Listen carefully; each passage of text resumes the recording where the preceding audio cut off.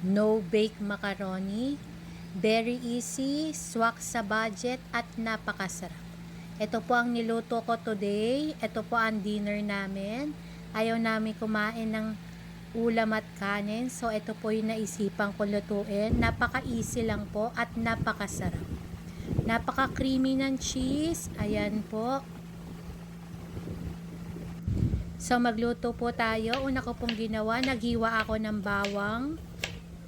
And then, kasunod na po ang sibuyas.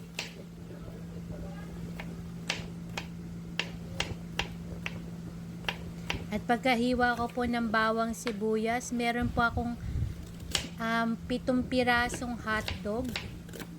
Ayan. Hiniwa ko lang din po ng maliliit, paslan. Yan po yung sahog ng spaghetti natin. Ay, actually, hindi po spaghetti, ng Bake Mac. So, ayan po, hiniwa-hiwa ko lang po at nagpainit na po ako ng kaldero. Isang kalderong tubig, nilagyan ko ng asin at mantika.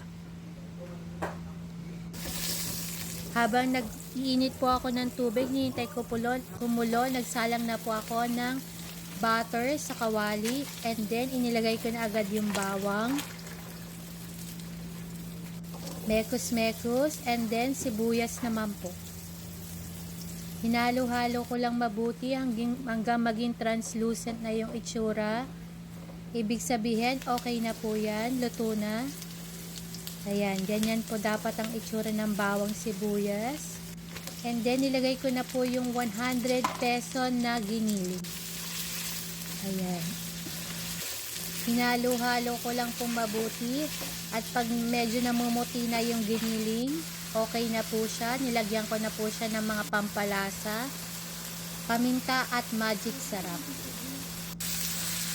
Hinalo ko lang po ng hinalo and then yung medyo kulay white na yung giniling, ibig sabihin luto na po siya. Isinama ko na po yung hotdog. Halo lang po ng halo. Ayan. Yung medyo luto na rin po yung hotdog, isinama ko na yung tomato spaghetti sauce. Filipino style, so matamis po siya. Nilagyan ko siya ng konting ketchup at isang beef cubes. So, hinalo-halo ko lang po mabuti. Ayan po.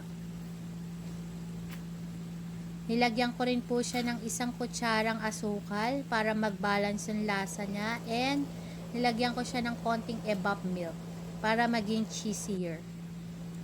So, ayan po. Halo lang po ng halo. And then, tinikman ko na po siya. Okay na po yung sauce natin. So, balik po tayo dun sa pinakukuluan ko. Ayan, isinalang ko na po yung 3/4 ng elbow macaron. Ayan po. 1 kilong spaghetti sauce. And then, 3/4 na macaroni. Para masos na masos yung bake mac natin. So, ayan po. Hinugasan ko muna yung macaroni and then ayan na po yung itsura niya. Hinalo ko lang po ng hinalo. Ayan, luto na po ang ating bake mac. Ayan, pag napansin nyo po, parang sagana siya sa sauce. Ganyan po yung gusto ko talaga. Gusto kong ma-achieve. Ayan, sinet aside ko po muna yung bake mac. Okay na po siya. Luto na yan. And then, sa isang kawali naman po, naglagay po ako ulit ng butter. 1/4 ng butter. And 2 kutsara ng all-purpose flour. Hinalo ko lang po ng hinalo. Ayan po. Yung nag-combine na yung butter at all-purpose flour. Nilagyan ko po siya ng 1 latang Alaska Eva. Yung malaki po. So, ayan. Hinalo ko lang po ng hinalo. Ayan, nalusaw na rin po yung butter at saka yung all-purpose flour. Lalapot na po siya. And then, nilagay ko na po yung cheese. Mga kalahating pack po ng cheese to. Melted cheese po. Ayan. So, hinalo ko lang po ng hinalo sa low fire dapat para di masunog at consistent ng paghahalo. Ayan po yung itsura niya dapat. So, luto na po ang ating cheese sauce. Tikman muna natin. So cheesy. So, ayan po. Inilagay ko na sa ibabaw ng Bake Mac ang ating cheese sauce.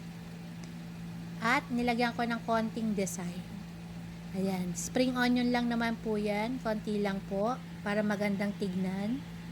And ready to eat na. Come on, let's eat my own version. No bake macaroni. No bake Tikman na macaroni. natin.